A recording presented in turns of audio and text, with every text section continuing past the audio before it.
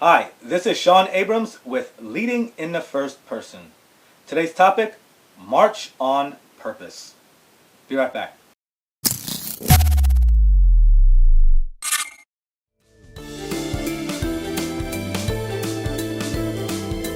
Our topic has two meanings. March on purpose in the sense that we're deliberately marching. And the second meaning is we're marching on purpose. We have to get to our purpose. We're marching towards it. All right. Welcome to Phase 2 of the video series. And this is the first video of Phase 2, the fourth overall. Phase 1 saw 3 videos. They were Negotiating to Success, that was the first video. The second video was Establishing and Maintaining Great Relationships. And the final video of Phase 1 was The Nemesis of Your Business. Okay, let's do some updates. Item, Q4 2018, the holiday album. It's doing well with over 5,000 plays on SoundCloud. Item, Leading in a First Person video number 3 is doing well with over 5,000 views and counting. Item, I had planned to release Q3 2018 before year end. There was a budget for it. The talent and technology was available. But I didn't think I had enough time to make it the way I wanted to. Why release Q3 2018 with just weeks to go in 2018 and not just focus on a Q1 2019? The thought was sometimes you have to take a step back to take a step forward. But Q1 2019 is scheduled for a late January release. Shoutouts. Wendell Moore. It was his birthday this past week. Happy birthday. Wendell is the Assistant Director for Children's Aid Adolescent Center. And he also sits on a board of Boldly Crowned. Boldly Crowned is a nonprofit organization that serves young women who have been or are at risk of experiencing a traumatic event. That's a good cause. If you want to wish Wendell a happy birthday or you want to find out more about his work, you can email him at wmoore@children'saidnewyorkcity.org. Shout out. Dr. Ernest Jones. He's the author of 3 books. His latest literary offering is the Book of Everyday Leaders, The Wisdom of Everyday Leaders Doing Extraordinary Things, Volume 1. You can pick up a copy on Amazon.com. He also created a great slideshow, which is called Putting Emotional Intelligence to Work for Your Team. That's on LinkedIn. And I wrote a piece for him not too long ago, and he released a portion of it to LinkedIn, which I think is really cool. Thank you for that, Ernest. And good luck with your book. And if you want to know more about Ernest, or you want to be a part of the Everyday Leader series, you can connect with him at Twitter. His Twitter handle is at Dr_Ernest_Jones, or you can email him at Ernest_Jones_3@hotmail.com. Before I get to today's topic, I want to share some feedback from one of my YouTube subscribers. Let's call him YouTube subscriber C. Subscriber C says, Mr. Abram, and a lot of people call me Abram, they forget the S that's on the end of my name. No matter, I'll still respond. But he says, nowadays, most people aren't interested in relationships, or truly interested in relationships. He also went on to say that he thinks most people are competitive and not looking to assist someone else or support the person that they're in a relationship with. Well, C is right, because this is his perception. But it's not true of everyone. Let's take a look at his comment. He thinks people are more competitive than supportive, in relationships anyway. Could it be that we find out too late in the relationship that the person that we're with is not supportive of our goals? Or maybe we're not so supporting of their goals. This could be. How could this happen? Well, if a relationship starts wrong, it will end wrong. Relationships should start like a business proposition. We must interview our potential boo or beaux for that role. What happens sometimes is we're so interested in establishing a relationship that we don't truly vet the person. Every time we engage them, it's for the purposes of moving the relationship forward. Now, this may not be normal, but it is natural. Sometimes we fail to ask the person what their expectations are, and we fail to provide our own expectations. I get it. We don't want to scare the person off. We want to save that difficult stuff, the technical stuff. We reserve the more difficult questions and answers for a more advantageous time, maybe months later. But look, your life is too important to not interview the prospect that you would invite into your life. Desire is often a basis for foundations in relationships. And it's also the impetus to drive the relationship together. At some point, we'll even think we love the person or declare our love for the person until there's a falling out. Now, right there, that's where we need something to fall back on. But all we can fall back on is the foundation, which is built on desire. And at that point, we may not desire each other anymore. So that may not be enough. Now, imagine needing support from this person. You're probably not going to get it. You know, in my personal life, I asked someone for their support, and I got a non-answer. To me, a non-answer is an answer, and that answer is no. But this person taught me an important lesson. You see, I really don't need their support. How could I need something that you won't give to me? That's okay. Their support is their own, and I will leave it at that. You know, the best relationships are those that start out as the best friendships. Well, you know, you look for a friend, you find a lover, maybe. But if you look for a love, you might find an ex-love. If we're not bold enough to ask those tough questions to ensure that the relationship is a success, then maybe it's not the people that we're meeting that are not right. Maybe it's us. We must mature to a point where our values match our value. Okay, let's see who hit the leaderboard this week. It's Galadriel Grace. Galadriel owns Grace Notes. It's a literary and business services company where she serves as the agent, editor, and writer for both authors and businesses. She's also a certified freelance editor under the Christian Pen Institute.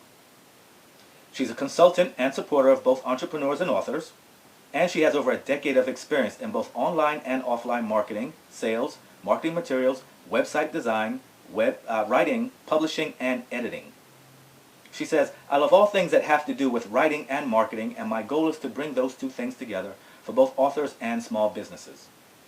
Her favorite quote is, and I love this, she's quoting my book, Leading in the First Person, where I said, your role as a mentor is to develop others by driving them towards success. You're like a rocket booster that boosts the main rocket. Now, once the desired altitude is reached, you fall away from them gracefully. She says, that's what I love to do. I love to watch my clients take off, and she likes to step back and watch them succeed.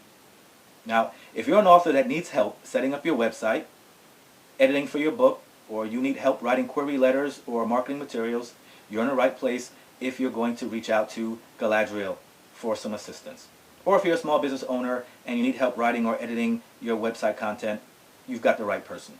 Now, I asked Galadriel, what should more people do less of? And she said, more people should do less observing of negativity, which could dictate portions of their day, their work, and their lives. When presented with negativity, one can find or create something positive. The process of finding or creating is a healthy distraction. And the product of that negativity, if you receive it, can turn out to be positive. Galadriel's website is galadrielgrace.com. Her Twitter handle is @GaladrielGrace. Please reach out to her, connect with her. She's a good person and someone that you should know and do business with if you need assistance in all those areas that I just listed. All right, now for today's topic, March on Purpose. You know, a lot of things have changed in my personal and social life in 2018. Professionally, I sought new employment. Now, I had much of the content for this video developed a few days prior to shooting. And the day that I did the shooting, the first day of shooting, was November 28th. Turns out, November 28th is designated as Red Planet Day. The red planet is Mars, the Roman god of war. The word March is derived from the word Mars. I know, it's weird, right? Alright, so how did this title come about? Well, as I said, 2018 presented some challenges and some changes for me. And I found that my life was playing out like a movie that I was cast in. I didn't feel like I was the writer or the director.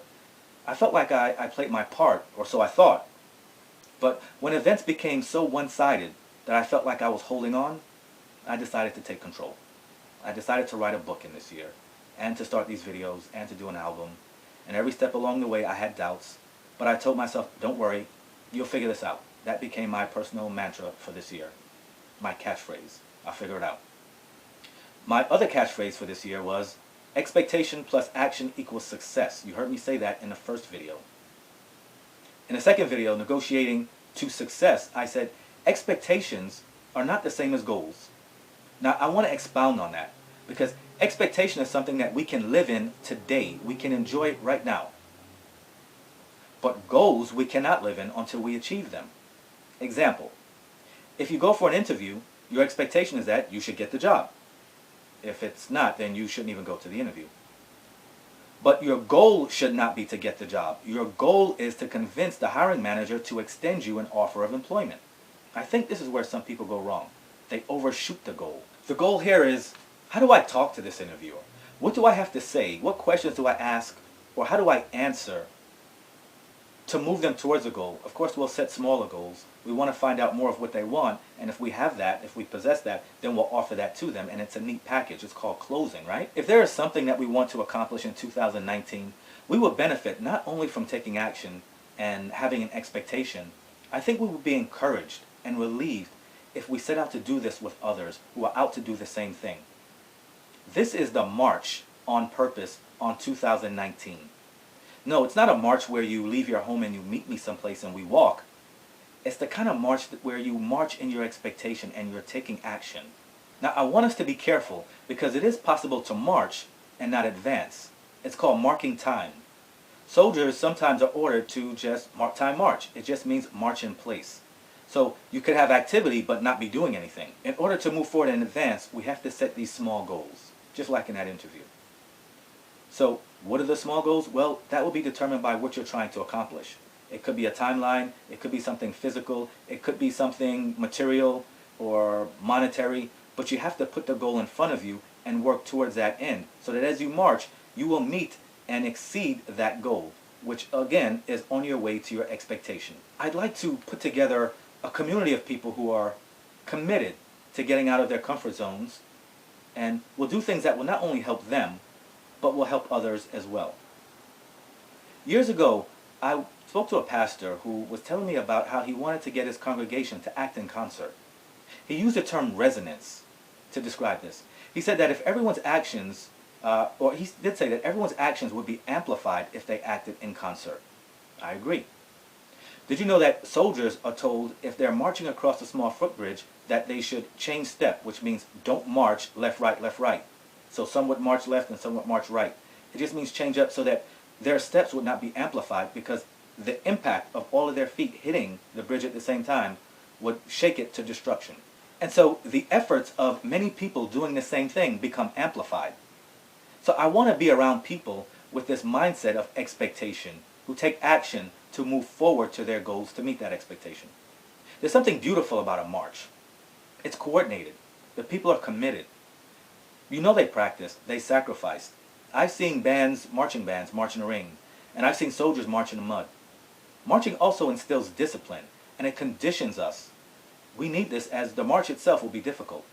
And without the camaraderie of others marching with us, we may become distracted by spectators. If adverse situations occur, we'll just march on them too. Do you know that one of the largest marches in history took place in China between 1934 and 1935? It was 6,000 miles. They marched over mountain ranges and they marched through rivers. The locals were so impressed that they joined the march and the Communist Party. So marching can attract people as well. Now, remember what I said about purpose and principles in my book. I said purpose was created for us and principles are something that we create. Now, if we're marching towards purpose, we will not sit on our principles. You can't have the two states of being at the same time. Maybe YouTube subscriber C could join a march. And maybe while he's marching, he could find someone who would march along with him. Someone that's on their way to purpose. Someone that can keep pace with him. Someone that can support him as well as supporting themselves. Please share your stories with me so that I may share them with others who are marching. I hope this video was good for you. If so, like it, share it, subscribe to the channel, and send me your March on Purpose stories and updates. You can send them to feedback@abrams360media.com. I'm Abrams, you're awesome. Thank you for leading in first person.